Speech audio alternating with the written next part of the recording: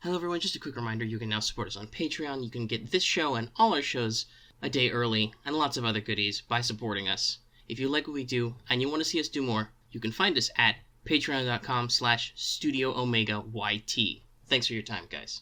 Before we get started, I just want to remind everyone that this episode is brought to you by our patrons like Optimus X and Bobby Meow. Thanks, guys. Thank you. Yes, that's right, everybody. Welcome back to Let's Talk Fate Grand Order, your red, white, and blue of Fate Grand Order.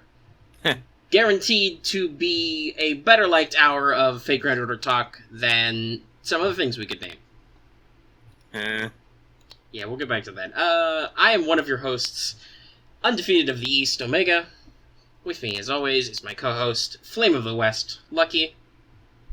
Hey everybody, welcome to Fate Grand Order, aka War. War never changes. In our usual round of disclaimers, we're going to be talking about current and future events for both JP and NA, so anyone not wanting to hear them should go west, young man. Mm-hmm. It's gonna be a lot of west and east, guys. We're sorry. We just work with the hand we are dealt. Also, I will apologize in advance. I have been working outside today and several days in a row, so if I don't sound like a normal, alive, healthy, and whole human being, that's why. Because the outside is evil. The sun has some deadly laser. Something like that. I'm a little sun-kissed right now. But, we're fine. Everything's fine down here. How are you? How are you, listeners? Let us know in the comments below. Our favorite question, where the fuck is Ron? He has a microphone again, so you might actually hear from him. It's probably not on the show, but, we'll see if we can do something else. You know, apparently that sounds the like Secret World, which he is super hyped for, is getting its next update, so that's what he's been screaming about. Yeah, but he's got stuff now. Mm-hmm. We'll do things, even though that requires free time. Free time, what is that? It's FGO time. Anyway, since we're already here, let's go ahead and check out everybody's favorite determined Kohai this week. Super determined. Such determination. Wow. Well, anyway, we'll go ahead and check in with her for our favorite tips and tricks. Senpai! 起きてください. That's right, it's time for Wake the Fuck Up Senpai, our regular segment for Protips. We're gonna copyright it, by the way. Hmm? We're gonna copyright this, by the way. We should. We really should. But, yeah, so we mentioned this before. It's a pretty simple one this week, but it's just a big obvious reminder. There are new ascension materials which you will need for the newer servants. And let's just run through them and remind you where to get them. You will get Tears of Bloodstone from Gazers. Those are the giant eyeball guys. You will get Black Beast Grease, which is funnier than Black Tallow, anyway, from Soul Eaters. You will get Warhorse's Young Horn, which makes slightly more grammatical sense than the literal translation, from Bicorns, and Spirit Root from Spriggans. The only one that actually sounds okay. Good job, translation. You tried. Anyway, yeah, that's our one pro tip this week. We don't have a lot to talk about. Just letting you guys know new ascension materials are a thing. Yeah, I know this is the case for the Gazers and Soul Eaters, but the first time you encounter them, I'm pretty sure you're guaranteed a drop you will get from them, one just so you to know. teach you. Yeah, so it'll be pretty easy to connect the dots here pretty soon. Mm-hmm. Just obviously not everybody has run through all the chapters and fought everybody yet. But there are some people who stockpile embers, so, well, guess what? You're probably SOL if you stockpiled embers for servants because you don't have their mats. Whoops. And I don't know if these sorts of guys are going to start appearing right away in our training grounds. I didn't actually check the updates to see if the enemy's been updated. Don't know, but I know eventually training grounds start dropping horseshoes. God, that'll be the day. Eventually. Mm-hmm. Alright, well, what else is the day? Yeah, let's move into the thing. Let's move into Records from the Throw, our regular achievement topic. We only got one today. It is from yours truly. In a stupendous amount of luck, I was able to pull Nightingale. My medic wife has come home. Unfortunately, she has brought the war home with her. There will no longer be peace. There will only be saving patients. Very forcefully. In the grim, dark future past of AD 1700 and something, there is only war. There is only war. Which pretty much sums up the singularity. That's true. very well. I hope that But we'll get to everyone, that, our thoughts about that later. properly can appreciate my deadpan tiredness level. Lucky, when you draw me, remember the deep, deep dark circles under my eyes. Will do. Anyway, let's move into Skelligrams, our news updates, because we do have some news. We have quite a bit of news, actually. Hey, so number 1, North America. We got dates on the E Pluribus Unum 1 banner. That'll run from 315 to 329. How interesting. Yes, the 29th is a Thursday, by the way, which means that I think it runs till midnight. So on the 30th, when it actually is the 30th, it'll roll over. What will it roll over to? Who knows? I wonder. Maybe it will be announced later. I don't know what this voice is, but I'm going to keep doing it. No, I'm done. I'm done now. No, that voice is that voice you make when you're stroking your goatee, whether you have one or not. Or tweedling your mustache. You guys can't see it, but I'm doing the twirly motion where my long handlebar mustache would be. I'm rubbing my chin That's where that my kind of voice. goatee would be if I let it grow out. But no, I'm fairly clean-shaven today. Anyway, let's snap over to Japan for some Japan news. On the exact same time scale, from 315 to 329. Hey, Lucky, do you see something in the sky? Like perhaps a giant saber and some wars? Some kind of Saber Wars? Yeah, it looks very familiar. It looks like it's running, but not the first time it's run, but again. We don't need to stretch the bit anymore. Saber Wars, holy shit, actually has a rerun. People have been crying for this over in JP for about a year now. Yeah. And it kind of makes sense that they would bump it to after Kara no Kyokai, because Garden of... Obviously, there was a specific Garden of Order-like timeline that it matched up there. The stars aligned for it. Mm-hmm. So this is supposedly a sped-up rerun, so time-released quests are going to pop a little quicker, make everything go by faster. I believe there's probably a new challenge quest of some type. Not that you really need it, because some of those quests could be kind of challenging. Lily is getting some kind of pseudo-strengthening quest that gets her NP strength up. Increases her NP damage and her heal a little. Like a regular strengthening quest, just delivered in event form.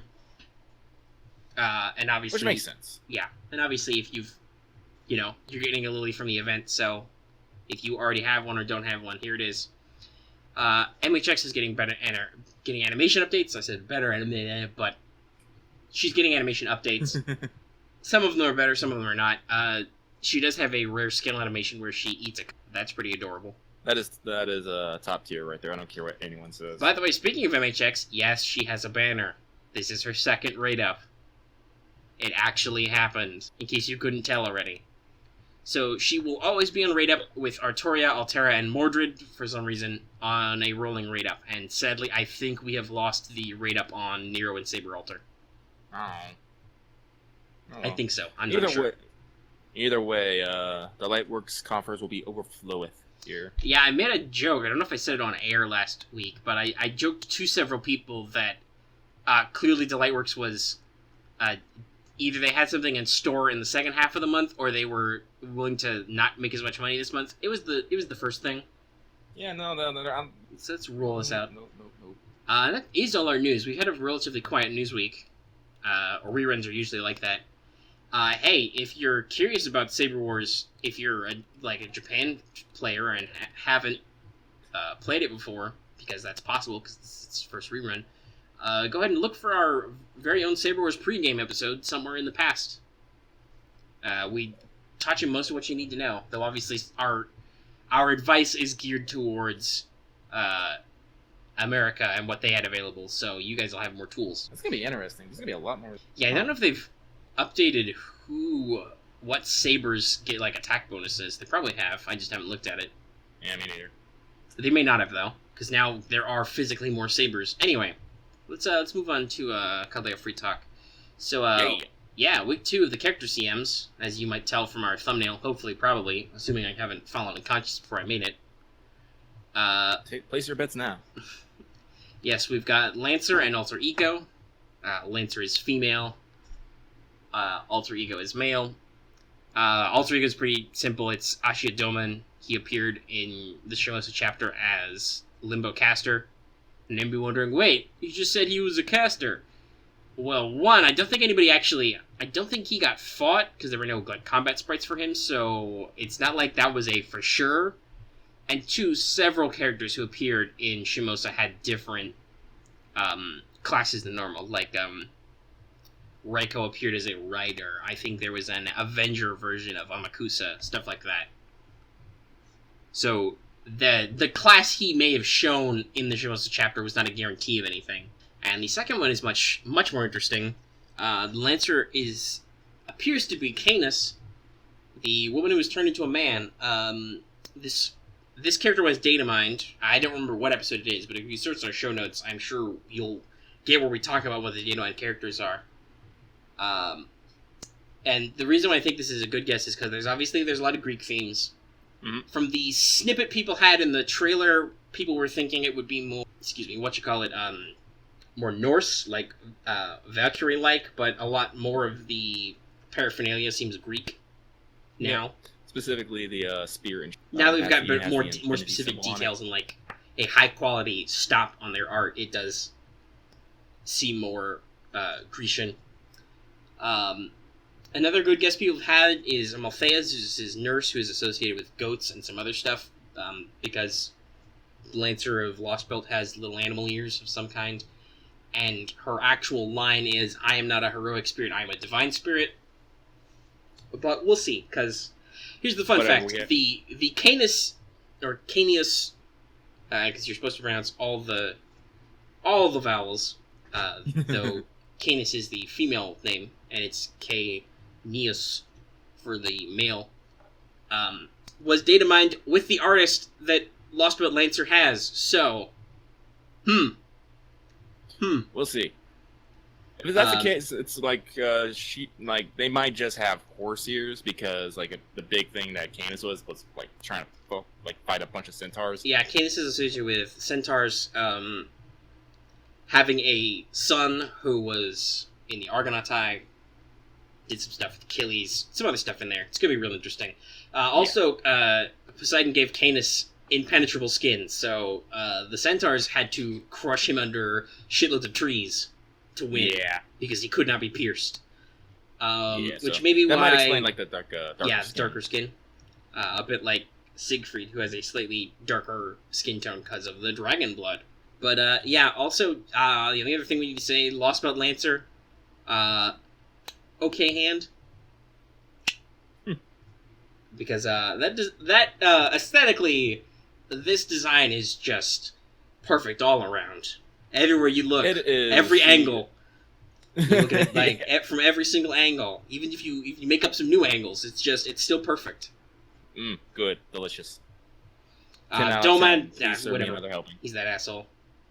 He was a jerk face in Shimosa, then he'll be a jerk face in Lost Belt, and whatever, people will care. He's an alter ego. He's the first male alter ego, and it's entirely possible that he'll be a permanent or at least a story lock summon, because all other alter egos are limited. Abe no Seimei, so they can have a slap fight. Mm-hmm. But we'll see. Anyway, let's move into the stream that Aniplex of North America did to celebrate the London release. I think, theoretically, that's what the stream was titled anyway. I don't know. Yeah, you didn't watch. I know you've been talking a bit about it. I took notes. I'll run through it. I watched. Several other people in our Discord watched. But if you didn't watch and you haven't heard, so they did the stream the night before North America rolled out. It was well before maintenance this time. Last time it ended right when maintenance began. But they mentioned they acknowledged the Albert Hamster memes, because those are memes that he's the translation. They said that the Facebook campaign to celebrate the stream was blown out of the water. It was get maximum of 3,000 shares before the stream is over to get 10 extra Saint Quartz total. And it was tiered, much like the original campaign. They should probably be glad that it wrapped before the stream started, because they started the stream by having a summary of the game for newbies, and their guest, Mari, I forgot her last name. Sorry, guys. I'm not good at names on any day, but in this day in particular, Names are not my strong suit. Her name is Mari. She's from Rip. Smosh, which is a YouTube channel you may have heard of. They brought her on to show off some starting stuff. Gotta be honest, didn't pay attention too hard to this. It was a really weak thing to do on stream, on a stream supposedly for the like 5th release or 6th, whichever one it works out. I think it's the 5th numbered because Fuyuki is the prologue. Yep. But yeah, it's real weak to do this on stream. Nobody watching cared. Nobody gave a flip. And this took entirely too long. It took like 30 minutes, I think, to get her out of the tutorial. And that's literally what she was doing. She was playing the tutorial and skipping all the dialogue. So yeah, it was not a good look. Nope. I'm just telling it like it is, Aniplex. I'm sorry. I was watching the stream as a fan. I think if you really want to use content creators to drum up FGO presence, you should not bring them onto your stream. You should have them play the game on their stream. Like, even as just a friendly thing. Just have us come over and do it. I'm pretty sure we can rip FGO. We could probably do that too. Aniplex, call us. Yeah, sure. Let us know. We'll fix everything. She had a great tutorial role, though. Instant cries of rigged, but she got 3 SRs, Kat, Emiya, and Stheno. Stheno was hilarious because everybody was calling it that she was going to get Stheno. Unfortunately, Albert had to literally explain everything she rolled to her, and theoretically to an audience that doesn't exist because the stream wasn't archived, so who the fuck did they think was watching? Like I said, I gotta be honest, like, I don't think anybody in the actual FGO community understood what the hell they were doing with this angle. Like, it was so weird.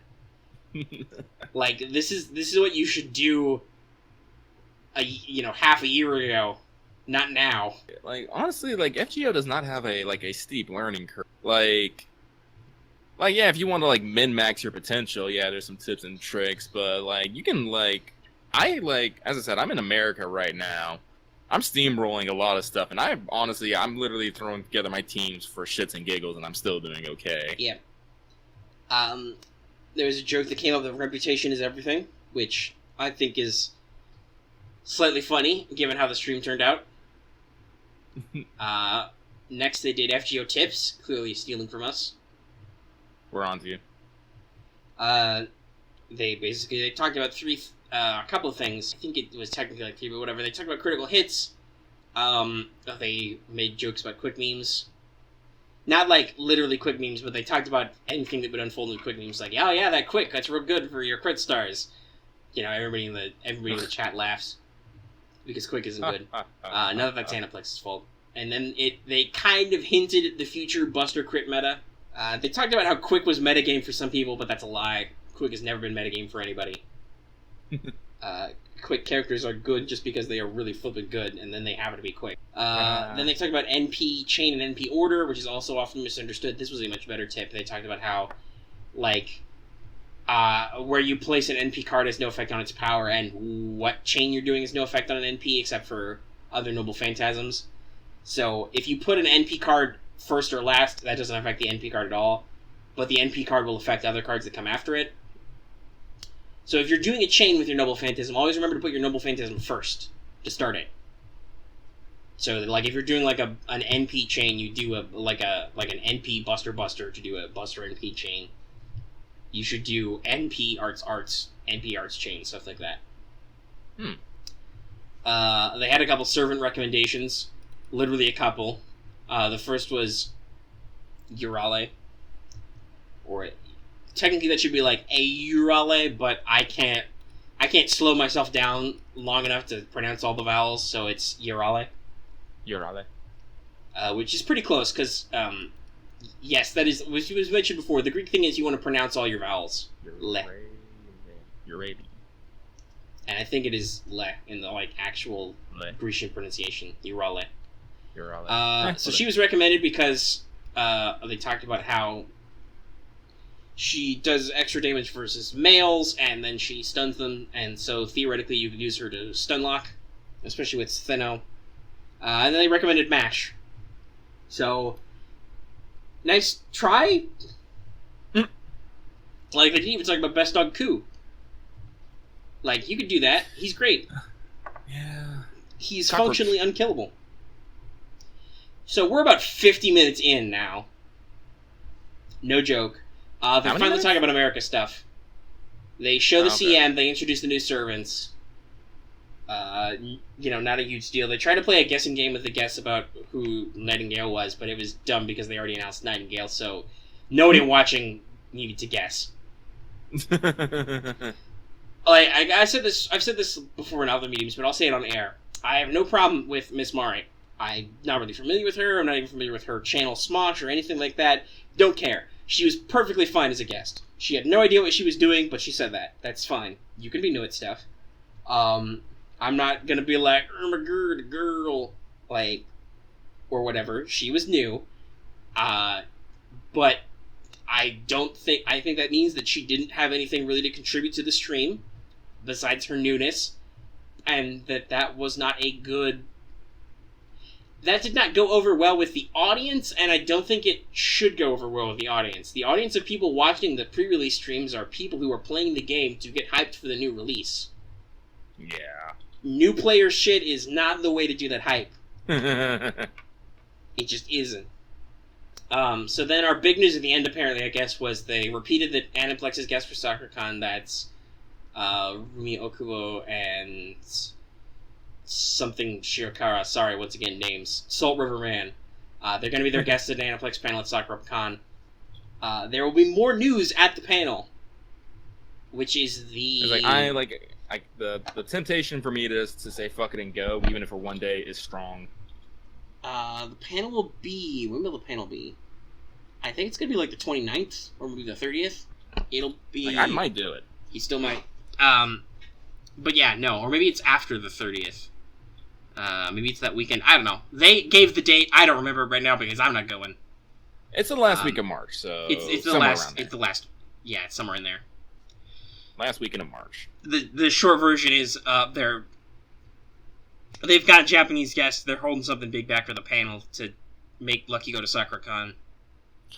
Honestly, it's probably Da Vinci. Well, maybe. I don't know if they'll leave a weekend off because remember the banner ends the 29th. Yeah, I know. They'll probably say like, and it's tonight. Well, not probably not. Well, I don't. Yeah, I said I don't know. I think the panel happens after the current banner ends, so Da Vinci would already be out and rolling. I'll check on me. Yeah, you look. This is why I say this is why they should put us. It's like this. I'll make like a replica rule breaker, and I'll just keep saying anytime I say, I'll just be like rule breaker time. I'll just do a deadpan look at Albert. Lift it up a little. Just break in. So when we get in CCC, deadpan look at Albert. So I think that the big news is, God, let's hope quality of life. Quality of life stuff. Everybody wants them. Everybody wants the little NP icon. Everybody wants the extra slot. All kinds of dumb stuff. We want to do comments, not just names. Yep. Also, animation updates. It's been like 3 months. America was the perfect time, which we will discuss, to do like Liz's animation update, Nero Bride's, or Robin Hood's. Lots of people who, oddly enough, that you mentioned the CCC event, and they got animation updates for CCC, but they also mesh perfectly well with America for some reason. So, seriously, Weird guys, how that works. Why? Why not? Do it. Just do it already. The better guess is that it'll be probably the next couple of America banners and maybe the Fate Zero event tie-in announcement, but everybody hopes quality of life. Yeah. And if they do not drop Jolter until a panel comes out, that'll be very interesting. Yeah. So you got it? Anyway, Mega, you sit back, take a moment. I'll talk for a bit here. All right. I think yes. I wrote most. I wrote most of the because my America playing it was very sporadic. Yeah. Some people in our Discord are done with it already. We're not, but I think one of the farthest behind because I've been busy, like I said. He's been busy. So everyone sit back, relax, and let's go on a journey through America with Get out your anachronistic campfire by your anachronistic wagon. Cook bacon. Bacon is never anachronistic. But so to start off, let's start off with like my main girl, Nightingale. First off, Nightingale, kind of terrifying in a lot of ways. It's kind of why everyone adores her. Apparently, her rampaging on the battlefield was not an uncommon occurrence. I like, to be honest, I really like her movesets. It's very direct and brutal. Like, she doesn't have like a weapon. Like, well, she has a gun, but like when she like goes into melee, she doesn't like have a knife or something. No, she doesn't like or punch or slap people. She claws, knife hands, and axe kicks everything. The fucking axe kick killed me. I'm gonna be honest. Like, I used her support the first time. I did like an arts buster chain, and then she did the fucking full flip axe kick. I'm like, I can't even, guys. I can't even right now. Especially in those shoes. Yeah, the fucking shoes kills me every time. They're so goofy. I bet they're accurate though. I think they're made that way so that she can literally stay in her standing position. Because if you look at her standing positions in the back row, that bend in her shoe perfectly lines up with the ground. Neat. It's kind of funny. But continuing talking about her moves, my favorite though is if you use an arts or quick attack from a position where she's already in close to the enemy in melee range, she'll retreat back to her starting position firing her gun. I think that's the first instance of an attack going from melee back to range. Her usual I think I've been thinking about this. I think Emmy didn't originally do this, but I believe that depending on what your chain is, what a brave chain with Archer Emiya is, he will do a close-up melee and then jump back to shoot with bow. He might. It depends on his order, though, and that was, keep in mind, that would not have been in originally. That was added later when his animations got improved. Yeah, maybe. But as I said, I really like it. It's like my favorite move because it seems very military, a very military move to do retreating fire like that. So, like, I think they captured that essence well. Also, can we talk about how she summons a stand as her noble phantasm? It's kind of great. Like the whole angel wielding a giant sword is just like, whoa, we're about to get some JoJo up in here. I'm pretty sure I can go on to Pixiv right now, type in JoJo Nightingale, and get like 1,000 Probably. hits. I'll be honest, I haven't seen any JoJo Nightingale collabs, but that doesn't mean they don't exist. There should be. I'm putting that on a sticky note for me to draw. Also, Nightingale Pledge is, lore-wise, is really broken. Yeah, it is. She creates a zone where harm does not happen. Guns do not fire, weapons fall from your hand, bombs don't go off, fire stops happening. Just, no, fuck you. Do no harm. This is time for healing! It's also really good. It's good at what it does. Showing up early was also Robin Hood and Billy the Kid, and honestly, I love their dynamic. It's very good. They're kind of cut from the same. They're both cut from the same kind of cloth.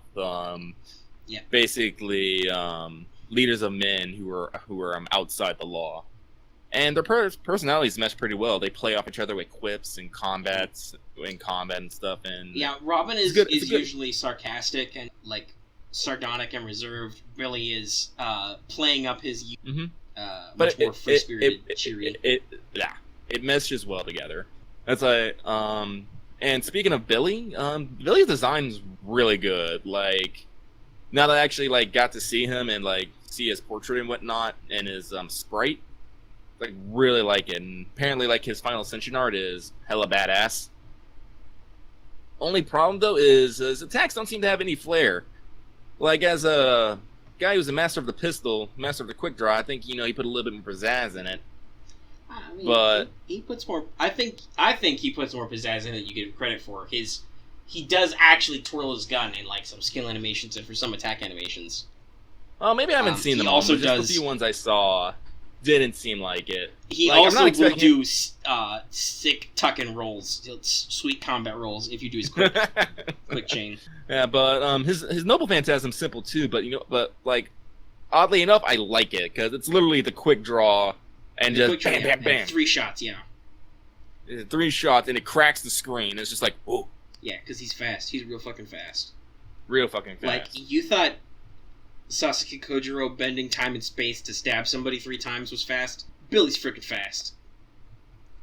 Mm-hmm. I joked in our Discord because somebody asked, if real life quick draw artists are so fast, how fast is Billy as a servant? I said he's UFO table fast.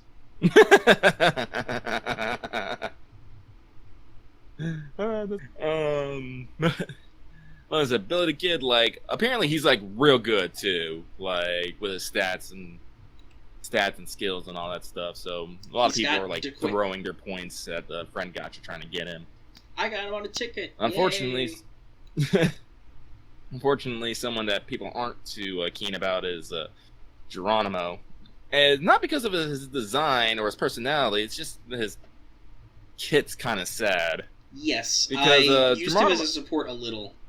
I can boil this down because I normally do our mechanical stuff if you want me to. Yeah, go ahead. Okay, so the reason why Geronimo is bad is, I mean, he's okay. I noticed he has a couple of Buster cards, so that should probably throw up a red flag. I'm going to assume he's 1 quick, 2 arts, 2 Buster. I think. But, you might think, oh, his skills look pretty good. He has a quick buff, an arts buff, and a Buster buff. Here's the problem. They're all single target to him for 1 turn. He is a caster. Casters have a negative damage multiplier. So, it's just... his entire skill set is taken up by these 3 unique skills, which just buff his cards for 1 turn. And it just doesn't make any damn sense. It doesn't work. They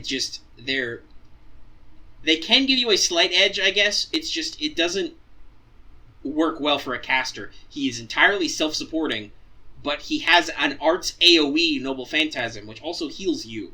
Like, his mechanical design is just not focused, and it kills him.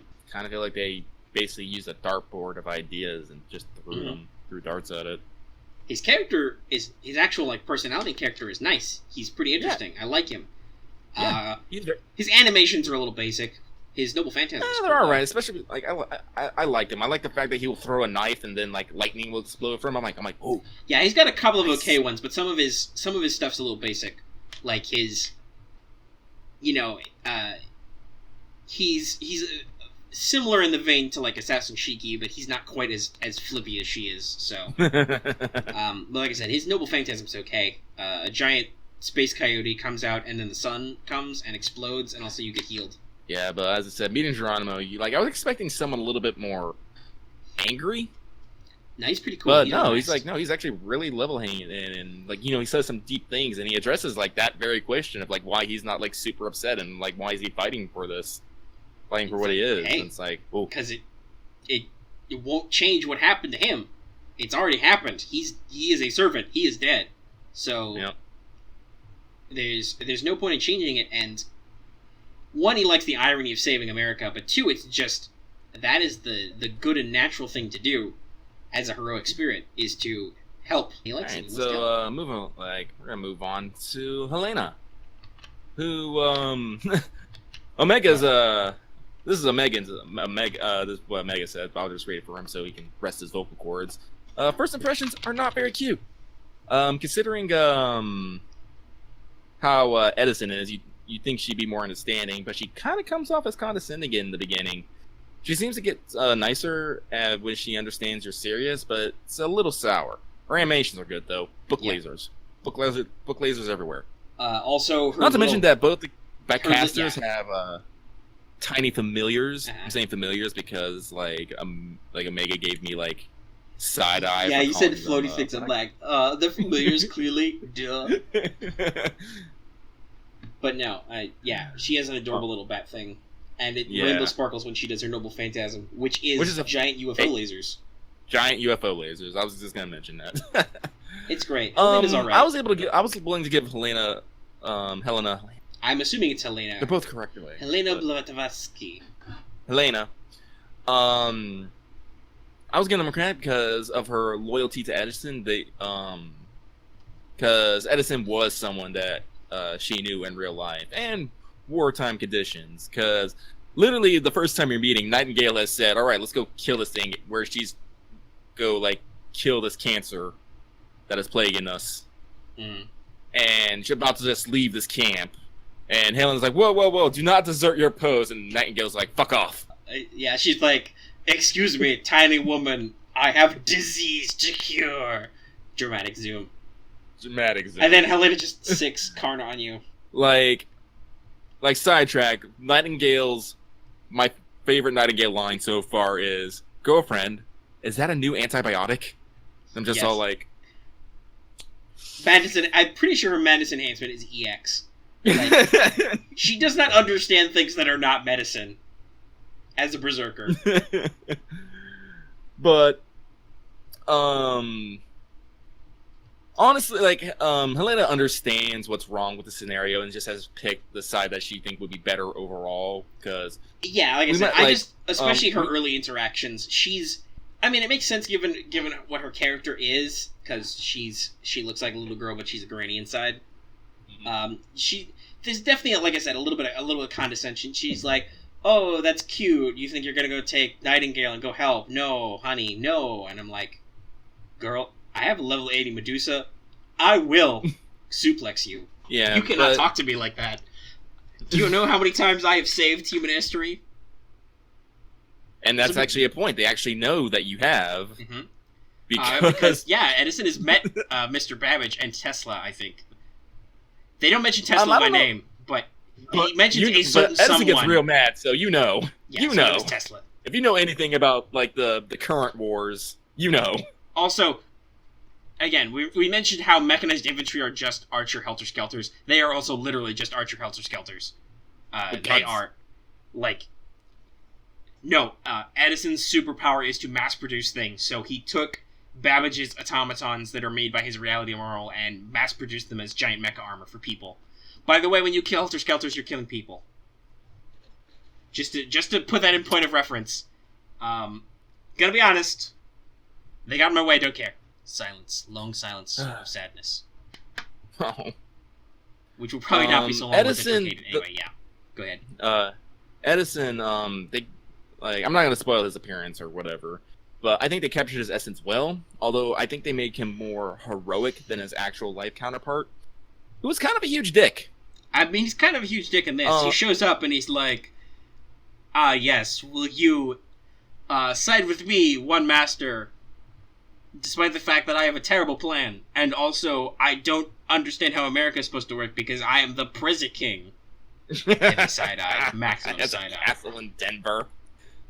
I built a fortress here, because why not? I'm Edison. Why not? But no, Edison in, like, real life, like, yeah, he has over 1,000 patents under his name, but that's literally because you take other people's ideas, modify them, and then say they were his. Mm. That's why he got... Though, to be fair, they make this point in the actual story, when he did do that, he did make a lot of these inventions way more accessible. He figured out not how to do an original idea, but how to take somebody else's idea and make it so that it could be repeatably and reliably produced at a lower cost. Mm-hmm. Without his kind of influence, many of the inventions that he quote-unquote stole would have taken way longer to catch on, because that was his gift. The problem was often enough, he wouldn't credit the other inventors and try to take it all for himself. So that's the bad part. But yeah. Still. By the way, I wrote this like just now. Stealth logic. Mechanized infantry have sure hit buffs. Coup Alter still has protection from arrows. Sure hit beats evasion. So. Yeah. So, and on the other side, I really didn't get into this because they do a lot of setup for the Celt side. Yeah. No. But you really don't get like a lot of like in-depth time with them. I will say. Well, you do. We'll talk about. We still get that bullet point. Okay. Talking about the actual scenario of the singularity. But no, like, we'll say why this is really good later, but you get, honest to God, off-screen exposition with the Celtic characters. Like, in the prologue for America, you see Ku and Maeve hanging out, doing stuff, setting up the story. So, and it's really good, too. Yeah, no, like, it encapsulates these characters. And so you're like, oh, okay, I see what's going on here. Basically, like, if you started America, you should notice, and you've probably been able to guess, but basically what Maeve, it's pronounced Maeve, right? Yeah, it's Maeve. Yeah, whatever. Or Maeve did for Coup Alter what basically Giles did for Jean Alter. She basically made a wish upon the Grail. Yeah, she has the Grail. She has been summoned. Solomon gave her a Grail and was like, destroy America, so she... Using the Grail, she whipped up Coup Alter and summoned a bunch of other servants to flatten the place. Mm-hmm. And I know, because I understand Maeve's character, But I know where all the Celtic soldiers are coming from, but I don't think they've actually, at the point we're at in the story, I don't think they've actually clarified how she... No, they just say that because they have the Grail, she has access to endless soldiers.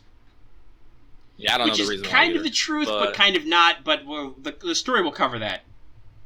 It's very Maeve. But, like, so, like, all the Celtic servants are showing up. Like, you have Fionn and Diarmund, and they're enemies, but, like, at the same time, well, actually, the best way to put it is how one charming Kohai put it. They were pleasant and charming to the very end. Like, honestly, when you're fighting them, you're just like, oh, these guys. Yeah, I don't know. Fionn was like, hey, pretty lady, I'm like, I have sabers 5 feet away. I will crush you. I know, but like still, like the way he did it, he was like, he's a very honest and forthright man. No, you know who's the most honest and forthright? Not like Fergus, who was literally like, I'm going to take this woman. That was last chapter. This chapter, or rather last event, this event, good old Uncle Fergus shows up and he's like, why yes, I would love to pretend to be your cameraman, but I'm here to fight. I've kicked the ass of 3 servants to get here. Rip whoever those guys were. Never even met them. Never even met them. Were they American? Were they Indian? Who knows? Speaking of cameraman, the best well, not the best, but second best. I can't tell you the first best surprise because Omega hasn't got there yet. Second best surprise was the appearance of Beowulf. It does not involve Beowulf. Okay, Beowulf will be. I already know he's the thing. Yeah, he's the thing. I've seen screen caps. I'm pretty sure that they've posted screen caps in our Discord. Yeah, probably. Second best surprise was the appearance of Liz and Nero Bride. And the first thing you say, like, upon meeting Liz is, what was it, like? It's like, you have to be embarrassed showing up so many times. Like, apparently you this have is no like her choice. third appearance. There's two dots. Aren't you embarrassed showing up so many times? Yeah. And she's like, geez, it's not my fault. I didn't get picked to get summoned. Because theoretically, this is the Which is great because earlier in the chapter, you have a option to like, I can't remember what the concept was, but the second one is, do you mean a lit? And Mash just cuts you off saying, like, don't. If you even just say her name, it'll, like, somehow summon her. And that was the option I picked, so apparently I accidentally summoned Liz here. Yeah, I went with the and other one. because Liz showed up,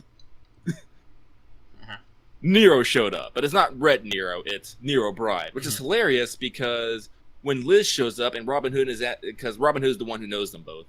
And Robin Hood goes, oh, it's a saber. You go, would it happen to be a red saber? Is it a saber of the so red variety? Right. So it's kind of right, kind of wrong. But it's great because both Liz and Nero, both being the idols they are, have both come to America to recreate Broadway and Hollywood, respectively. Yeah. That's the first thing they want to do. There's this giant war going on. Nah, they got to get their movies and acting on. Yeah, Liz is literally singing in a town in the middle of nowhere. Mm-hmm. Killing Celts with her voice.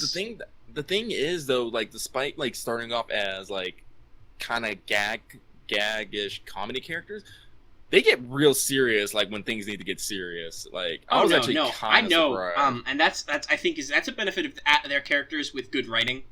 Mm-hmm.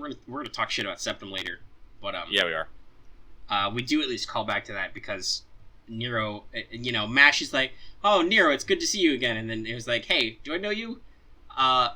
Maybe, kind of, because Mash is like, oh, that's right, you were alive then, technically, so you don't remember because history got fixed.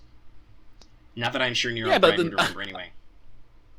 Nero was great about it, so, like, especially, like, I remember I said, let us the honor of fighting by your side again, and she was like, yes, strangers from, like... yes, clearly, we have met. Excellent, I have good taste. Yeah. Something like that, yeah. And, like, she totally took it in stride, which I think is kind of amazing. Mm-hmm. But Liz, on the other hand, completely remembered you. Yes, because she was summoned as a servant in Orlean. Mm-hmm. Which is good. Like, they say 3 times, so I'm guessing they're counting Halloween. Yeah, I was about to say, I think this would be her, because events are canonical. So, that happened. Even though I think technically Castor and Lancer are separate, there's still Liz. So Liz has appeared, I think, this will be her third event appearance. So yeah. Although you're right about them getting serious. Like, when they split off, because they've been... It's not a spoiler to say this, because we gave a spoiler warning already, but they talk about for a long time how they need to go guerrilla and rebel, kind of, and, like, attack from the ground and assassinate key targets. So when the team splits off and Nero Bride goes with the assassination team, despite the fact that she is Nero and also a bride, she talks about how, Imperial privilege means she can mimic the skills of an assassin for a while, which is also true. I guess presence concealment is something she can copy. But also, she talks about how, hey, guys, in case you forgot, I'm fucking Emperor Nero. I know, I've been on both ends of assassination attempts, so I know how this works. Which is not joking. That is a large part of Nero's history. It is both believed that Nero had poisoning, stabbing. Nero, or other people near Nero, had several people assassinated for her, in this case, to ascend to the throne. And Nero tried quite a few times to off Agrippina via poison before just stabbing her a lot.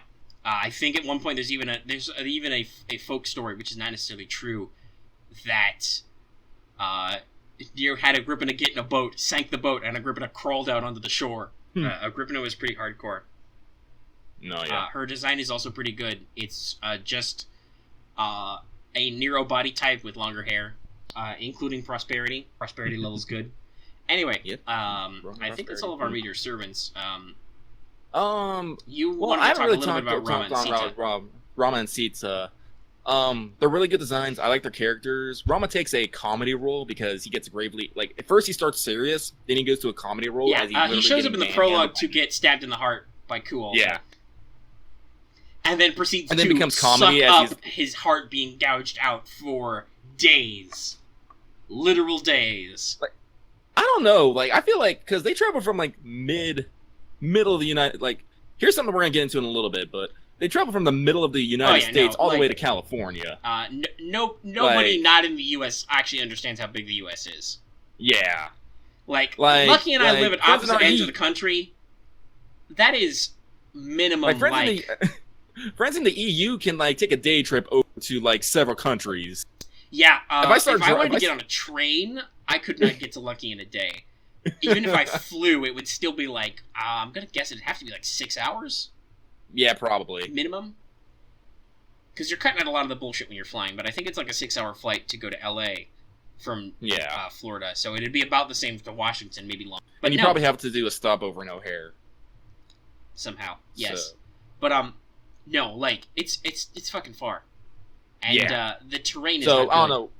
So, like, whether it's days or weeks, because they really never really give you a sense of time of how long things take. Mm-hmm.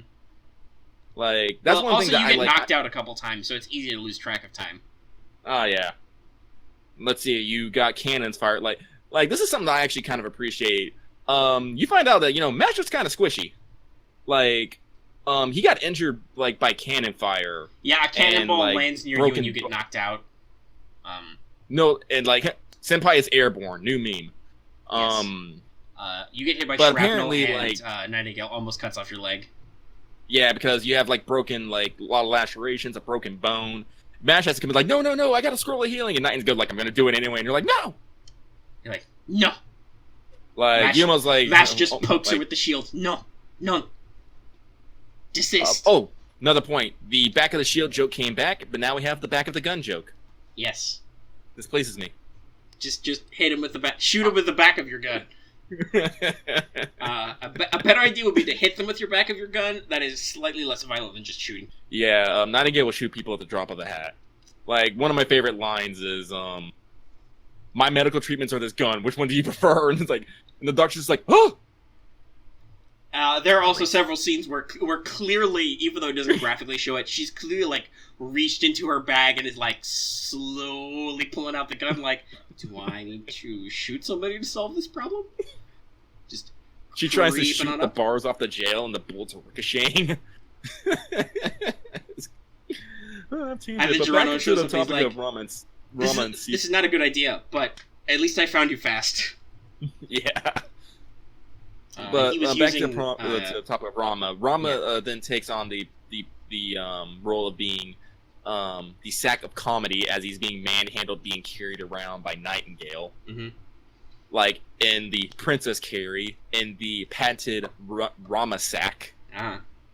And being carried around on the back by Nightingale as she rushes into battle. Mm-hmm. Because Nightingale only has 2 settings. Healing and killing. Because healing is killing, thank you very much. I will sterilize the infection. Yeah.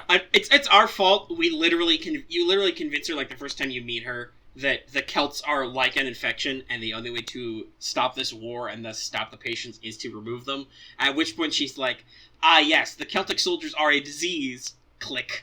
I will purge this infection. And at that point, she just doesn't stop. She doesn't stop. Nightingale has no And it doesn't matter who... It's kind of great. But I want to finish on Ron and Sita so we can actually talk about America as a whole. Ron and Sita have really good designs, and I wasn't really sold on them until I actually heard them talking to each other. Mm-hmm. And the feels got real. Like, everyone had the feels. Like, Liz had the feels. Like, that's saying something, you know? Because they're literally talking about, because you get like a bit of Rama's backstory, how he had to exile his wife, and now how he's so desperate to meet her again. Not even just to heal himself, because basically they said because Gale Bog has a curse on it, mm-hmm. that he needs to reinforce his identity as a spirit, and the easiest way for him to do that for him is to see his wife, something that's close to him. Right, to see another servant from his time period, so that somebody who would know what he should be like to. Yeah, but like even so, like even that, he didn't so much care about the wound. He just wanted to see his wife and like apologize. That's why he fought coup. That's why he did all kinds of stuff. Sorry, I yawned. But Rama's major motivation is to find Sita. That is why Rama is a saber, despite the fact that as an archer, he could probably have solved this all in about 5 minutes. Mm-hmm. I'm not going to spoil that because it was a really good scene. You fight, like, she's literally being held in Alcatraz. Beowulf is guarding it, and he's Bro Wolf as usual. You can't really hate him. He's just like, hey, I'm just here to fight. If you win, you win. If you lose, you lose. What up? You know, he just kind of shrugs it off. Anyway, yeah, so. And then, like, shit starts... Alcatraz. Oh, sorry. Shit starts getting real from there. Like, I think this is the part where, like, Omega is currently at, so... Yeah, I won't go into there. We'll talk about that next week. We'll get into that. But, hey, Alcatraz, huh? Mm-hmm. So let's talk about our actual first impressions of the America chapter. First thing I was on the map. It's the full United States divided up into 48 states, and each state is colored. And as you progress through the story, those they will change colors from like red. Was it red and blue? Yeah, red and blue. Yeah, the Celts are red. Edison's faction is blue, and then green is like neutral stuff. I don't think it's green. I think it just goes to a neutral color, it's like satellite color. Yeah. Yeah. Which is if you liberate a node, basically if you fight a battle on a node, it'll usually turn naturally colored, and then later it'll progress as the battle lines move to... I haven't seen red take any territory back, but I wouldn't say it can't also do that. Yeah. It was a really nice touch, but the more I think about it, in fact, this whole matter of how this war being handled is really nice. Mm-hmm. Septim, take notes. Yes, I will say this, because I wrote down the Septim take notes as a small bullet point, but I want to expand. So, there's lots of complaints about the Septim story. I honestly didn't find it that bad. It's just not interesting at points when it could have been more interesting. And it praises Nero a lot. So, this shows you off-screen what the quote-unquote enemy faction is doing. Septim really desperately needed that. I think there was some suggestion of that, but they did a big reveal that, Romulus was actually the big bad guy. Which I don't think, that didn't necessarily contribute anything. It just made the new Roman alliance or whatever make less sense. We didn't know what they were after. It would have been much better to show them more and, what the generals are doing and deciding off-screen before they show up for, 5 minutes to die. Also, there's a lot of interaction and, finding new allies and making alliances and stuff that I think would have been really great, because, well, obviously, that's a good point to point out. Nero can even using her imperial privilege, which doesn't necessarily work as a human, but like in general, she has the personality type to just, kind of get people on her side, do whatever she sets her mind to. That would have been way better to show that than to just have, Spartacus and Boudica and Jinkei and all these people who should not be on Nero's side are on Nero's side. Like, to actually show why, besides just saying, these Roman guys are real annoying, and Nero's just an alive person. So Septim could have been improved a lot by taking cues from, basically, if it had been built more along the lines of how America would be built in the future. Obviously, I'm sure they improved on America because of Septim's drawbacks, but they contrast each other strongly. And I said, America is definitely a better war story because right from the outset, you realize that both the sides are fighting. Neither one of them are the good guys. You would think, you can kind of consider, the Celts want nothing but destruction, but Edison clearly also has no idea what he's doing. Edison is not going to actually repair human history with what he's doing. He's not. No. He's just doing Edison things. Yeah. He has, no idea how, the human body works, and, that. He just wants to have... extreme nationalism, that's what it is. Yeah. That's how you'd sum up his viewpoint. Extreme nationalism. And so, basically, you, as the master, you're basically the wild card in this situation. You basically have to go out and gather allies, which I think was, really, really great, because... you basically end up captured. Geronimo busts you out. You go and find Robin Hood and Kid. You basically steal away Nightingale. You escape, meet up with Kid, go find Nero and Liz, and then have to go and try to heal Rama because he's the only one who'll be able to match Karna, who's on Edison's side, who almost wrecked your day. You actually go on a journey to gather strength to fight these two powers, which is something that really speaks to the adventure, to the action of to the overall power game of your story. At first we started with nothing, but now we're gathering these allies, we're making plans, we're doing stuff, we're slinking through enemy lines. It's lots of guerrilla warfare, and it plays out the underdog really well. Problem though with this is they're traveling all over America. And apparently the Japanese writers for the Singularity up on their American history. Because their American geography? And geography, because the year of the Singularity is 1783. Do you know what happened in 1783? That was the end of the American Revolutionary War. Yes. Which makes sense as we're trying to fuck up human history. There are other parts of it that don't make it make sense. Because, fun fact, at the end of the Revolutionary War, I think we were just starting to expand from 13 colonies at that point. Yeah. I don't know off the top of my head where we are, but we haven't even made the Louisiana Purchase. The war literally purchase. just ended, then we don't... America doesn't even exist yet. We haven't even, I don't even know if at that point we would have adopted the Articles of Confederation, let alone written the Constitution. I think they were being drafted. I think they were drafted at that year. That's when we started figuring out how our government would work. Yeah. So, no. Yeah, 20 years. This is 20 years before the Louisiana Purchase. We haven't even made it to the Mississippi yet. Nope. Yet for some odd reasons, we have cities in Des Moines. We have Alcatraz. Why do we have Alcatraz, which is off the coast of California in 1783? Yeah, I don't even know where this... I guess the Spanish were probably over there at that point, maybe. Yeah. Let's see, Denver, Des Moines. All the cities in Texas. All this, Dallas.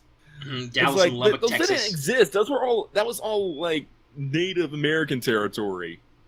I guess a lot of those cultures didn't have these big westernized cities. Which also, speaking of which, they have a lot of. They're very cool.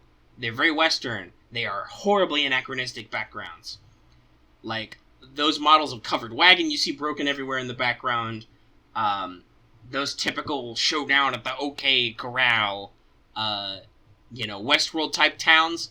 That's hundreds of years. Well, not hundreds, but like 100 years later, minimum. Yeah. I did enjoy the background of the trees, though. The forest with all the the forest designs are good. redwoods. It's a good map. I thought that was nice. That was good. I like that. Top tier. But no, like So there's a lot of failure to understand America in there. Yeah, but like to be honest, like if you ask someone in America to start describing events from other parts of the world, I'm pretty sure we wouldn't do that much better. I mean, everyone, remember to research and fact check. I'm kind of read on some stuff. I could describe some things. Now, if you want me to tell you where places are located in Japan, I'd be like, fuck if I know.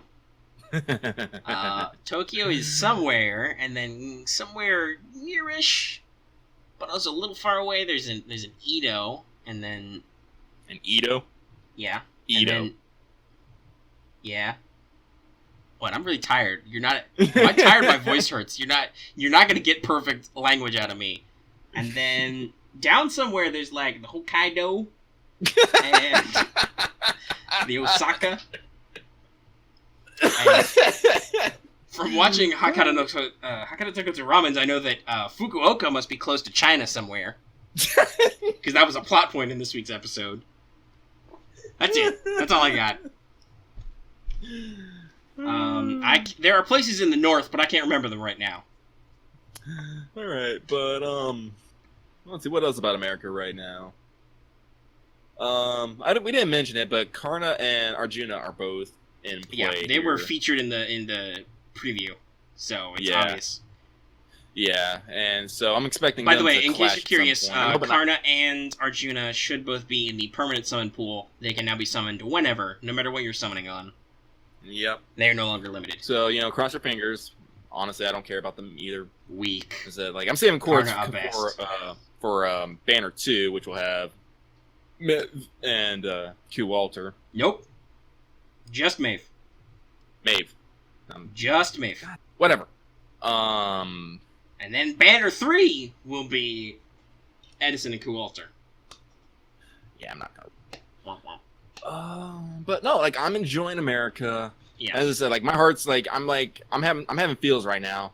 Next week you'll hear about some feels because I want. Yeah, we will hopefully both be all done with it and just be doing free quests at that point. Mm-hmm. But before we end off on I'm just gonna say this because Omega agreed with me on this. Soul Eaters, kind of bullshit. Yeah, they have 3-turn Noble Phantasm and they get an evade for 1 turn.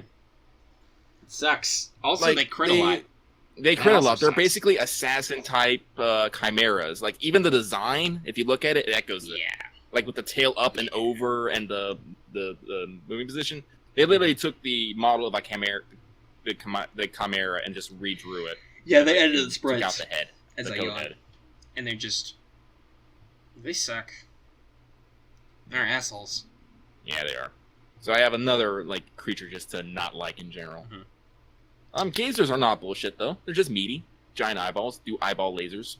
Yeah, they just had the one you meet in story anyway has a lot of health, so it was just a little bit of work, but they're not really that annoying. Yeah. Cannot yet comment on how bullshit Spriggans or Bicorns. Have not run into them. Nope. If I remember correct, Spriggans and Bicorns aren't they Celtic creatures? Well, yeah, Spriggans, that's a type of fairy. I don't really know what we're getting at. I'm not even 100% sure what the deal with the Bicorn is. From what I know, a Bicorn is just an evil unicorn. That's all I know. Yeah, so I don't really know what our... Apparently it likes... Actually, I guess I'm gonna Google that later. Yeah, we'll be sure to look it up. Yeah. See, this is what FGO does to me. It makes me want to research. This is how I learn. Yeah, okay. So that was America. By the way, I didn't want to stop you, but we're at over an hour already. So, Jesus. The timing's perfect. Don't worry, we'll trim some of it down. Go ahead and read Meme of the Week, even though I wrote it. Yeah. Meme of the Week comes from Omega in our Discord, because Lucky got... Omega, unfortunately reminded Lucky that he does, in fact, have the ability to create rules. So I've been throwing out a few random ones. 2 of which are Senpai and Witch of Miracles. Both went to our beloved Burn Castile. and which probably created. By the way, if people don't know, we haven't made a big. I don't think Burns made a big fuss of it in the Discord, but at least I don't know if they've switched or not, but they used to do all the translations for Gramps Comics. I believe that artist is getting an official English translation, so I don't know if Burns been keeping up with it until they do that, but historically, yes. No, I double checked this on the Reddit, but anyway. Yeah, but basically it's because so our comment is, if you see this while by scrolling, you've been visited by the Witch of Miracle Senpai. Good gacha luck will follow you, but only if you comment rub in the thread and sell your soul. Yes, because Burn actually joked about rubbing them for luck, but also selling your soul. So immediately I thought of all those meme images when like, yes, only if you type rub in the comments thread and sell your soul will you get good gacha luck. And the YouTube comments are going to explode with rub. Rub. In all caps, by the way. 2 words, all caps. And I will say this very briefly because we're wrapping up. We finally launched bonus stage. Check it out here. Future Lucky. Make sure to tell me what time code this is because that is a YouTube video and I can put a card there. Hello. So yeah, go ahead and check that out. It's gotten some decent number of views already, but just, in case you don't know, bonus stages are home for homebrew, just random ideas, whatever, coming up with stuff for FGO. We're talking about, ideas we've had for, events that could be cool, servants that would be cool, different servant designs, stuff like that, and just general fan-generated content type stuff. So be sure to check that out. We talk about all that in the actual show. Lucky kind of ended up heading up that one. Go check it out. And to commemorate, launched a shirt. It's the bonus stage shirt. Check it out. Buy our shirts. Buy more stuff. Here comes the shilling. Well, I mean, it's the end of the episode, so that's only natural. Because, yes, we have come to the end. Next week, we will be talking about... Let's see, next week will be the 24th when we record, so it'll probably just be America, wrap-up thoughts and whether or not they've announced Jalter or not. And whether or not, I guess... obviously, it'll be another weekend, so there'll be another batch of new servant pictures to look at. So there's that. But yeah, no. So we're at the end. And remember, if you like this video, please give it a like. If you didn't like this video, you can give it a dislike. I know most people don't comment on that, but that doesn't really seem to affect our like-to-dislike ratio, that we say that. If you have any comments, please leave in the comment section down below, even if it's just to type rub in a vague hope that you will get good gacha luck. For every rub we receive, we will inform Burn Senpai. Yeah, assuming they don't look at the comments already themselves. But also, if you want to get in contact with us in a much more direct way, in a more interactive way, there's always our Discord, growing all the time. We've gotten several new active Discord members lately. So go ahead and join that up. We've got lots of channels, so many channels you don't even know what to do with. Talk about all kinds of stuff in our Discord. And lastly, if you are new here and you have not already, please subscribe. It's the best way to keep track of our videos as we release them. Apart from, of course, also supporting us on Patreon, you can get this episode in audio format early and lots of other goodies, including Discord integrations, for starting as little as $1 a month. Please, if you like us, give money. Give money. I held up my hand. We will, in fact, talk about you on the show and love you forever. Yeah. The waifu tier still hasn't been worked out. We're still thinking about it. Whether or not that will happen. Shit. And that is the end of this show. Alright, Omega, you can go die now. Okay.